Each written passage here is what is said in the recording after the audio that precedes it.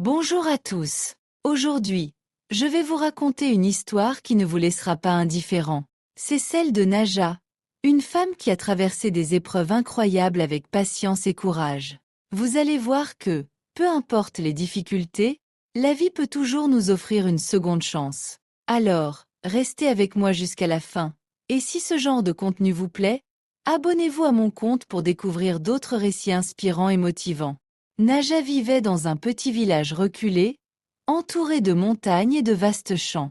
Sa famille, bien que modeste, était unie et soudée. Son père, un agriculteur infatigable, passait ses journées à travailler la terre, tandis que sa mère gérait le foyer avec amour. Naja, l'aînée de 3 filles, portait déjà en elle une maturité au-delà de son âge. Ses 2 jeunes sœurs, Baja et Fouzia, étaient insouciantes, protégées par la présence aimante de leurs parents. Dans ce village, les traditions étaient profondément ancrées. Les garçons allaient à l'école, mais les filles restaient à la maison pour aider leur mère. Pourtant, Naja ressentait une soif de connaissance qu'elle ne pouvait ignorer. Un jour, en voyant les enfants du village partir pour l'école, elle osa demander à son père. « Père, pourquoi je ne peux pas aller à l'école comme eux ?»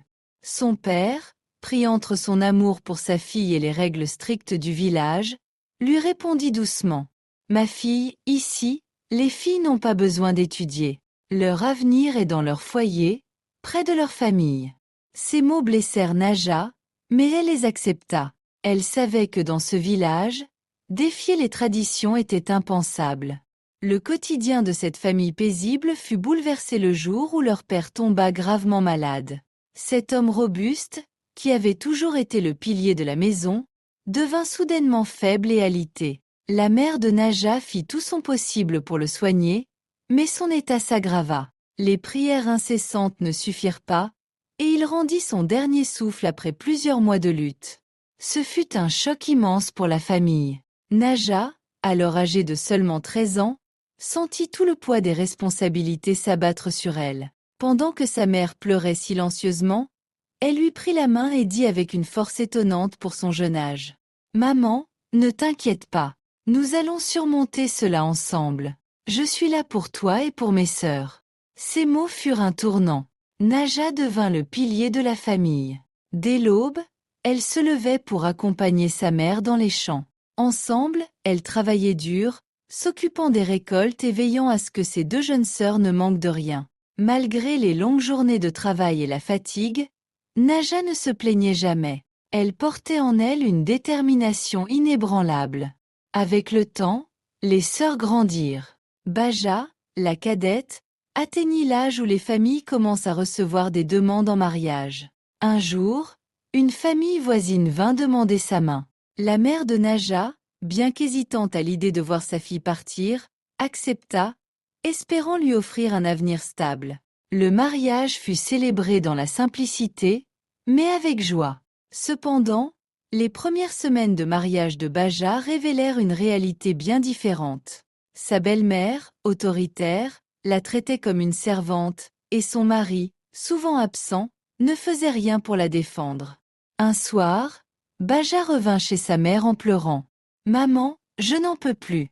Il me traite comme si je n'avais aucune valeur. » Naja, en voyant la détresse de sa sœur, tenta de la réconforter. « Sois patiente, ma sœur. Dieu voit tout.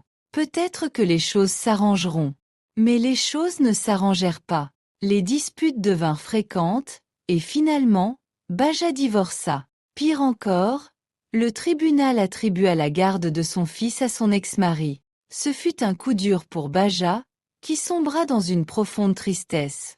Naja, comme toujours, prit sur elle de soutenir sa sœur, l'encourageant à retrouver la force de vivre.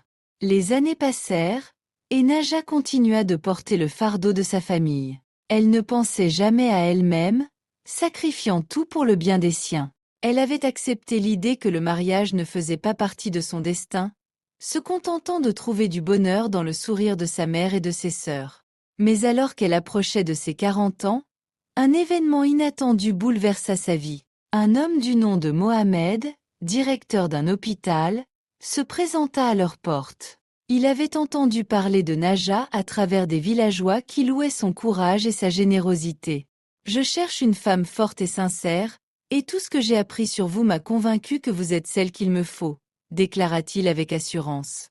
Naja, abasourdi, lui répondit. Moi? Mais je suis une femme simple. Je ne suis pas instruite, et je suis déjà trop âgée pour penser au mariage. Mohamed sourit et lui dit avec sincérité. Ce que je cherche, ce n'est pas une jeune fille parfaite, mais une femme de valeur. Et c'est exactement ce que vous êtes. Après de longues discussions et des prières, Naja accepta. Mohamed insista pour que la mère de Naja vienne vivre avec eux. Elle a tant fait pour vous. Elle mérite de vivre ses vieux jours dans le confort et la sérénité. Le mariage fut simple, mais empli d'amour et de bénédictions. Pour la première fois de sa vie, Naja découvrit ce qu'était la stabilité et la paix. Mohamed la traitait avec un respect et une tendresse qu'elle n'avait jamais connue. Leur maison devint un foyer chaleureux, rempli de rire et de bonheur. Ensemble, ils eurent une petite fille, un cadeau du ciel qui combla Naja de bonheur. Malgré tout, elle pensait souvent à ses sœurs. Baja, bien qu'ayant retrouvé une certaine sérénité, portait toujours les cicatrices de son passé. Fouzia, de son côté, vivait un mariage difficile avec un mari absent. Naja leur disait souvent « Ayez foi en Dieu. J'ai attendu longtemps, mais il m'a offert une seconde chance. Votre tour viendra. » Aujourd'hui, Naja regarde en arrière avec gratitude. Chaque épreuve qu'elle a traversée a renforcé sa foi et l'a menée à la vie qu'elle mène maintenant. Elle répète souvent « Dieu a un plan pour chacun de nous. Il suffit d'être patient, de garder foi en lui et de lui faire confiance. » Si cette histoire vous a inspiré, prenez un moment pour réfléchir à votre propre vie. Chaque épreuve, aussi difficile soit-elle, cache une bénédiction. Laissez un commentaire pour partager vos pensées et vos expériences. Et surtout, n'oubliez pas de vous abonner à mon compte pour découvrir d'autres récits inspirants et motivants. Merci de m'avoir écouté, et à très bientôt pour une nouvelle histoire qui, je l'espère, vous touchera autant que celle-ci.